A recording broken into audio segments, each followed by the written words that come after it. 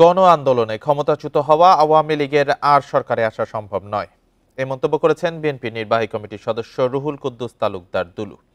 শনিবার বিকেলে নাটোর সদর উপজেলা ছাতনী ইউনিয়নের বিএনপির এক সমাবেশে তিনি কথা বলেন। রুহুল কুদ্দুস আরও বলেন, বিশ্বে সব স্বৈরশাসকের পতন হয়েছে জনগণের আন্দোলনে, তাদের কেউই আর ক্ষমতায় আসতে পারেনি। আওয়ামী লীগের ক্ষেত্রেও ব্যতিক্রম ঘটবে না।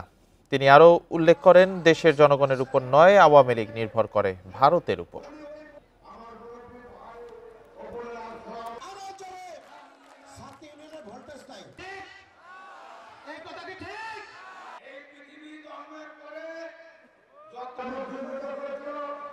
পৃথিবীর ইতিহাস যারা জনগণের আন্দোলনের মধ্যে ক্ষমতা ছেড়ে পালিয়ে যায় তারা আর কখনো পৃথিবীর কোন রাষ্ট্রে কোন দেশে কেউ কখনো ক্ষমতা আসতে পারে না।